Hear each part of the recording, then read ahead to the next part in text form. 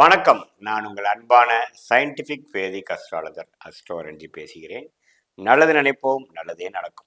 March 2025 கன்னி ராசிக்காரர்களுக்கு எப்படி இருக்க போகுதுங்கிறது பார்க்க முன்னாடி நம்ம சேனல் ஃபர்ஸ்ட் டைம் வரவங்க மறக்காம சப்ஸ்கிரைப் பண்ணிக்கங்க. இப்போ பார்த்தீங்கன்னா மார்ச் 2025 கன்னி ராசிக்காரர்களுக்கு எப்படி இருக்க போகுதுன்னு பார்க்கும்பொழுது ஆண்டு கிரகம் என்று சொல்லப்படுகிற குரு 9ஆம் இடங்கிற பாகிஸ்தானத்தில் இருந்து ராசியை பார்ப்பது ஒரு அருமையான விஷயம். எந்த மாற்றமும் இல்லை. ராகு 7ஆம் இடத்திலும், கேது ராசிக்குள்ளும் இருந்து குரு பார்வை பெறுவது எந்த மாற்றமும் இல்லாமல் மார்ச் மாதம் முழுவதும் இருக்கிறது. நல்ல ஒரு அமைப்பு. சனி பகவான் இதுவரை 6ஆம் இடத்துல இருந்தக்கூடிய சனி 7ஆம் இடத்துக்கு மாறி மார்ச் 29ஆம் தேதி மாறுறாருங்கிறது ஒரு முக்கியமான ஒரு பயிற்சி. ஸோ 6ஆம் இடத்து சனி ஒரு சில விஷயங்கள்லாம் நம்ம போஸ்ட்போன் பண்ணிட்டு அப்படியே வாழ்க்கையை பண்ணிட்டு இருக்கிறப்போ அடுத்த வரக்கூடிய இந்த சனி பயிற்சி பார்த்தீங்கன்னா வாழ்க்கையில சிலதெல்லாம் செய்யணும். பங்குதாரர்கள், நண்பர்கள், வாழ்க்கையில டெய்லி நம்ம சந்திக்கிற பீப்புளில் நம்ம டீல் பண்ணி சில விஷயங்கள் சாதிக்கணும். இன்னுமே நம்ம வாழ்க்கையில இறங்கி வேலை செய்யணும்.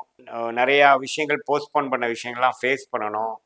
அடுத்தடுத்து வாழ்க்கையில போகணும், டெவலப் ஆகணுங்கிற ஒரு அமைப்புக்கு வேணுங்கிற ஒரு ஆரம்ப கட்ட ஒரு அமைப்பாக, மாதமாக, ஒரு காலமாக மார்ச் 2025 இருக்குதுன்னு நம்ம தெரிஞ்சுக்கணும். அதுல சூரியன் பாத்தீங்கன்னா ஃபர்ஸ்ட் ஹாஃப் 6ஆம் இடத்திலும் 7ஆம் இடத்துக்கு செகண்ட் ஹாஃப்ல மாறுறாரு. கிட்டத்தட்ட மார்ச் 15ல இருந்து மார்ச் 30 வரைக்கும் பாத்தீங்கன்னா சூரியன், சுக்கிரன், ராகு, புதன் எல்லா கிட்டத்தட்ட சனியும் மார்ச் 29ஆம் தேதி சேர்ந்து 7ஆம் இடத்துக்கு வருகிறார் ராசிக்கு. ஸோ 7ஆம் இடத்துல இத்தனை கிரகம் இருக்குது பாத்தீங்கன்னா நீங்க நிறைய சில தொழிலமைப்பு இருக்கிறவங்களுக்கு ஒரு புது கூட்டாளியோட சேர்றது, ராசி அதிபதியே ராசியை பார்க்கறது நல்ல விஷயம். உங்களுக்கு தேவையானது சிலது செஞ்சு பிடிச்சிக்கிறது, நண்பர்கள் மூலமா சில பெனிஃபிட் ஆகிறது, பங்குதாரர்கள் மூலமா பெனிஃபிட் ஆகிறது, கஸ்டமர்ஸு கிளைண்ட்ஸ் புதுசாக அக்வயர் பண்ணுறது, பிஸ்னஸ் இருக்கிறவங்களுக்கு ஒரு புது கான்ட்ராக்ட் கிடைக்கிறது, வேலையில் இருக்கிறவங்களுக்கு ஒரு நல்ல மாற்றம் ஆகிறது. இது மாதிரி நல்ல மாற்றங்கள் நிறைந்ததாகனா ஒரு மாதமாக அடுத்த ஒரு ஃபாஸ்ட் டெவலப்மெண்ட்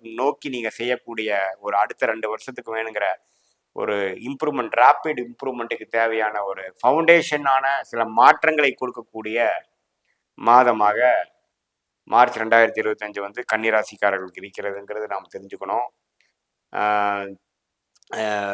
பெண்ணாக இருந்தால் கணவர், ஆணாக இருந்தால் மனைவி, அது மாதிரி விஷயத்துலையும் இதுவரை இருந்து வந்த விஷயத்துல இன்னும் கொஞ்சம் பெனிஃபிட் ஆகும். இன்னும் கொஞ்சம் கருத்து வேறுபாடுகள் குறைஞ்சு 2 பேரும் சேர்ந்து ஏதோ சில முடிவுகள் எடுக்கிற மாதிரி விஷயங்கள் அதெல்லாம் நடக்கக்கூடிய அமைப்புகள் இருக்கு. நட்பா பழகிறவங்களே காதலாக மாறக்கூடிய அமைப்பு, காதல் கை கூடுற நேரமாகவும் சில பேர்த்துக்கு இளம் வயதினருக்கு வரக்கூடிய அமைப்புகள் கண்டிப்பாக இருக்கு.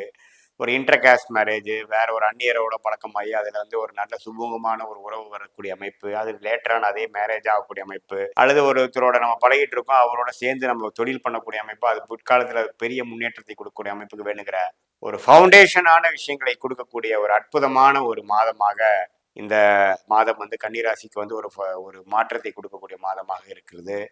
குறிப்பாக செகண்ட் ஆஃப்.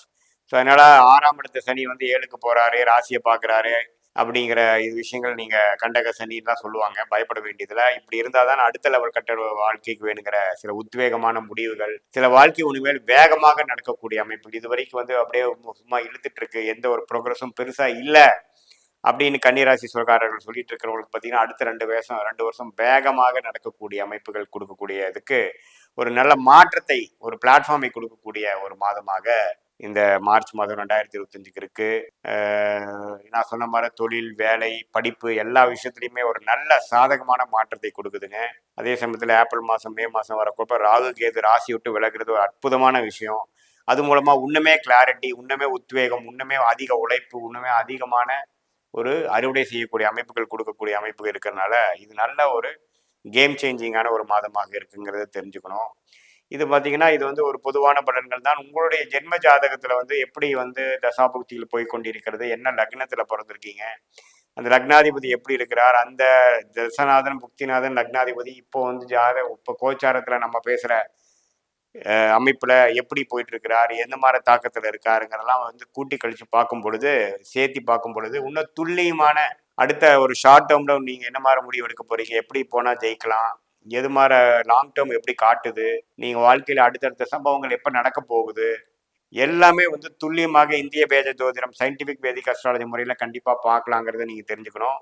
இப்போ நம்ம பார்த்தது ஒரு பொதுவான பலன்கள் தான் நீங்கள் தெரிஞ்சுக்கணும். நல்ல சாதகமான தசாபுக்தியில் போகும்பொழுது இப்போ நம்ம பாயிட்டு இருந்த கோச்சார அமைப்பு மார்ச் மாத பலன்கள் வந்து கொஞ்சம் நன்றாக சாதகமான பலன்கள் அதிகமாகவும், ஒரு சுமாரான தசாபுக்தியில் போகும்பொழுது நான் சொன்ன அந்த கோச்சார அமைப்பில் ஒரு சாதகமற்ற பலன்கள் கொஞ்சம் அதிகமாகவும் சாதகமான பலன் குறைவாகவும் பார்ப்பீங்கிறது நீங்கள் புரிஞ்சுக்கணும். இது வந்து பொதுவான பலன்களே தவிர நம்ம அவங்க ஜாதகத்தோட சேர்த்து பார்க்கும்பொழுது அருமையான பலன்களாகவும் துல்லியமான பலன்களாகவும் வாழ்க்கையில் அடுத்தடுத்து எடுக்க வேண்டிய வாழ்க்கை முடிவுக்கு வேணுங்கிற ஒரு அற்புதமான ஒரு கிளாரிட்டி கொடுக்கக்கூடிய அமைப்பு இருக்குங்கிறது தெரிஞ்சுக்கங்க.